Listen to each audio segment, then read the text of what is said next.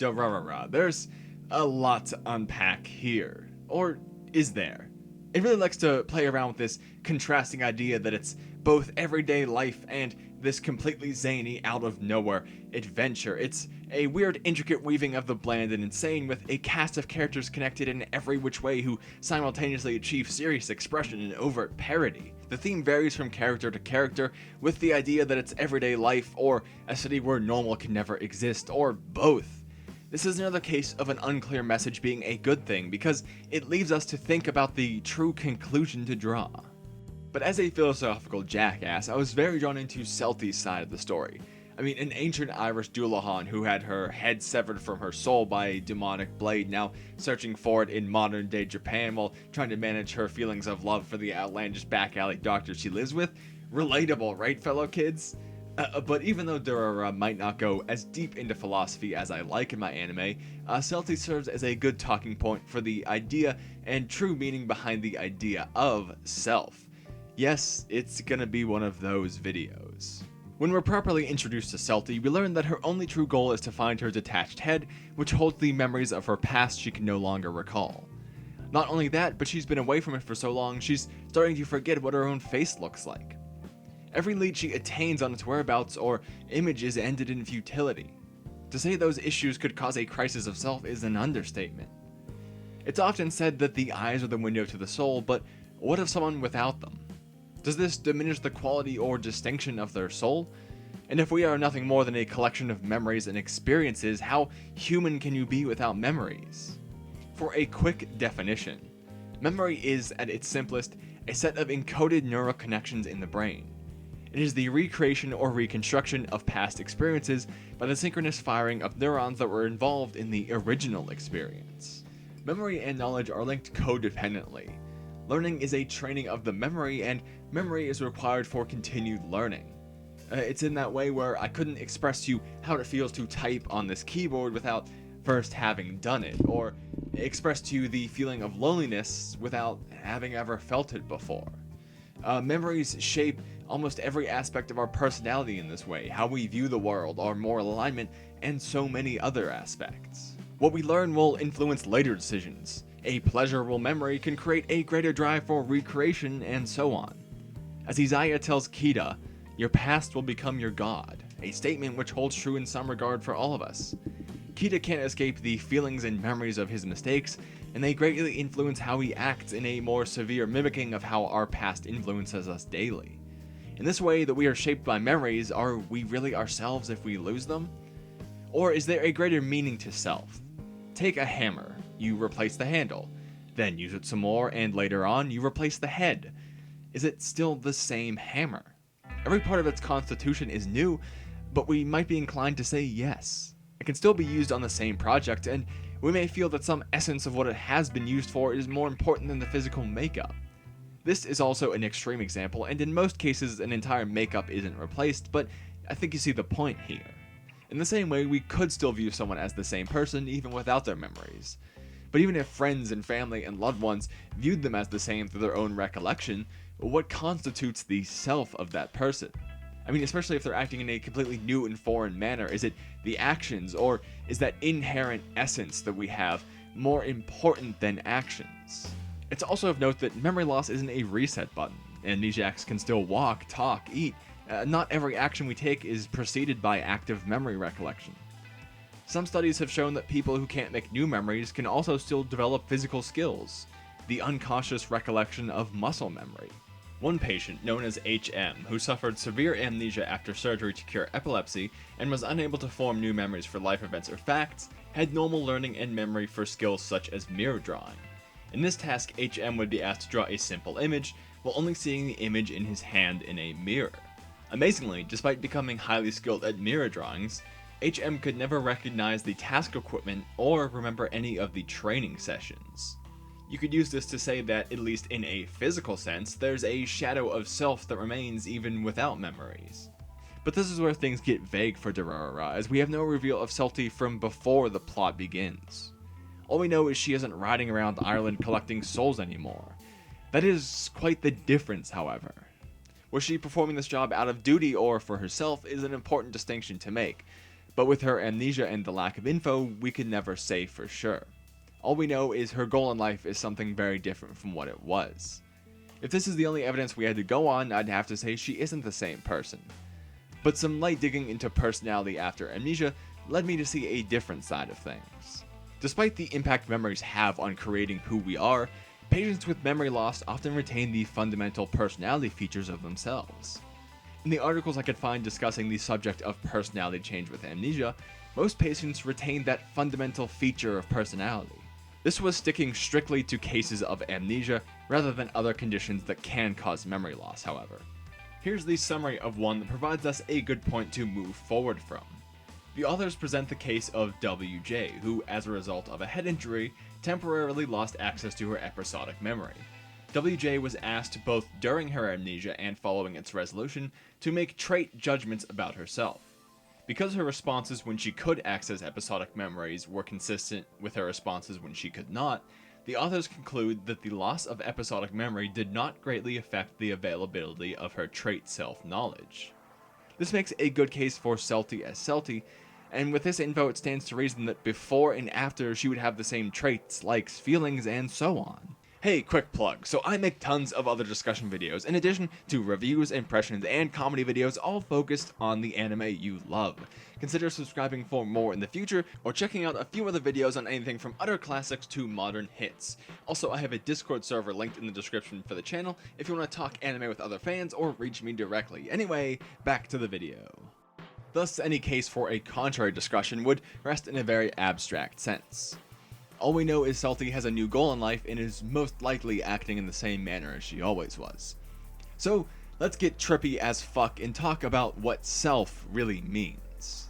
Self is often viewed as something static. We are who we are and we maintain this throughout our lives. But this just isn't the case. In a study from 2012, participants were asked to describe how they've changed in the past 10 years. They had no issue stating how different they were now, but when asked about 10 years into the future, they believed they wouldn't experience much change. We acknowledge that we have changed in the past, but nonetheless view our current state as the final self.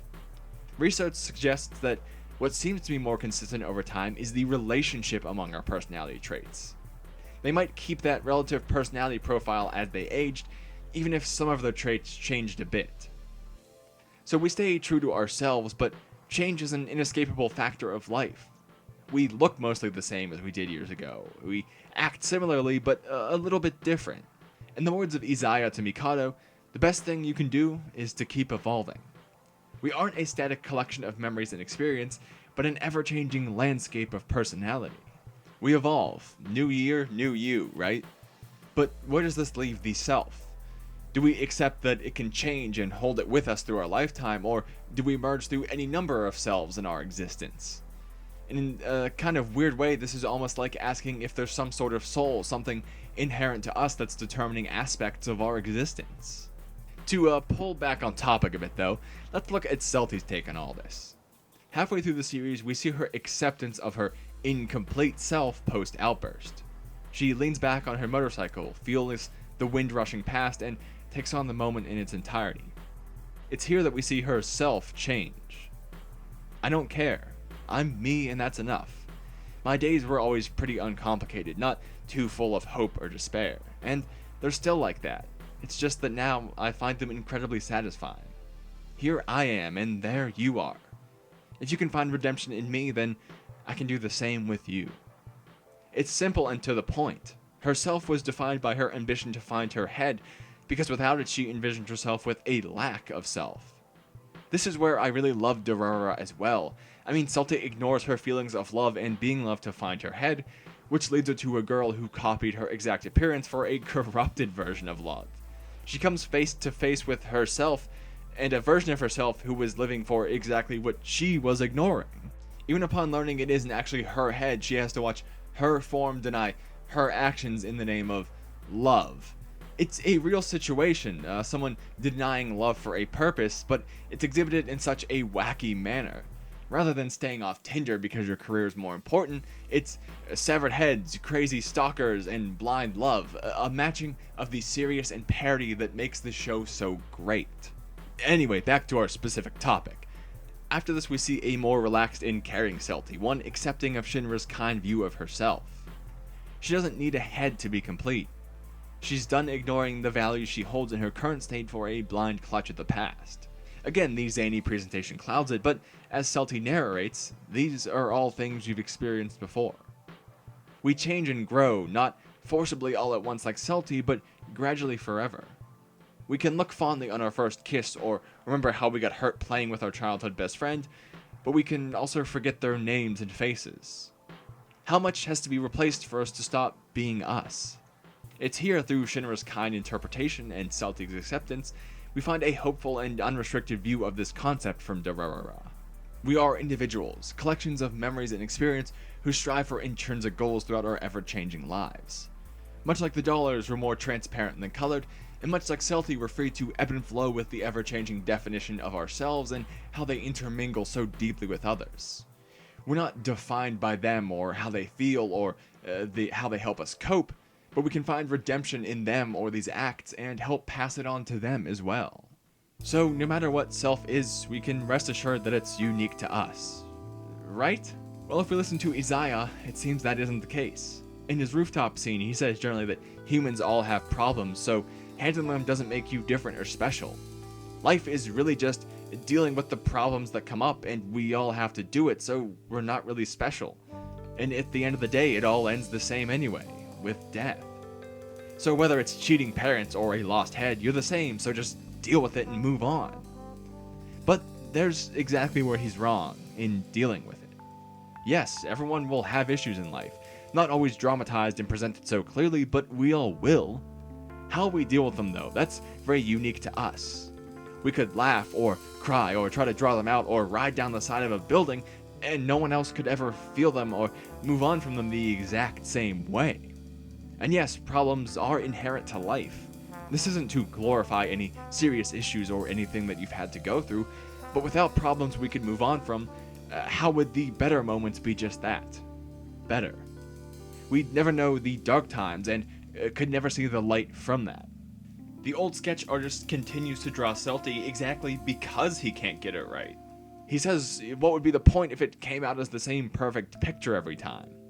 He would never be making something unique. And then Shinra, who looks at this, what anyone would call imperfect and incomplete, and says it is perfect. Because those flaws, those mistakes, and those problems we deal with and grow from are as big of a part of us as anything else. They are part of that ever-elusive self in the most unique way possible, the exact opposite of what Isaiah tries to tell. We exist in an immense social structure connected to everyone and everything at all times, like right now. But the only thing we can ever be truly aware of is our own perspective, how I think, how I feel, how I experience. These are concepts that exist within all of us but can only ever be truly interpreted through our own lens. We might feel similar, but I can never say that I feel exactly the same as you, or even that I experience feeling like you do. In this way, every definition of self will exist in its own realm.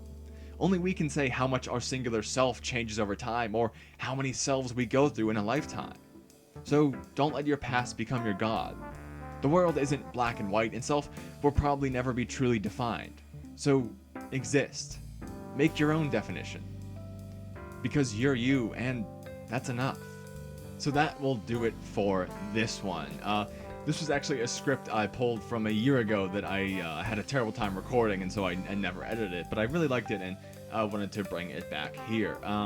This video also needs a big thanks to Michael from Vsauce, who has provided me with years of inspiration to think about these topics, and his channel being the thing that really got me started to think about deeper things like this. And I use some examples explicitly from his videos as well. So one of the biggest influences of my intellectual life there that made this video a possibility. But anyway, that'll pretty much take over my usual outro instead of plugging myself. So, you know, usual stuff. I could say like, comment, subscribe, all that. But I'll just leave you by saying I'll stop rambling on here, let you get back on with your day, and say thank you for watching, and I hope I'll see you again soon.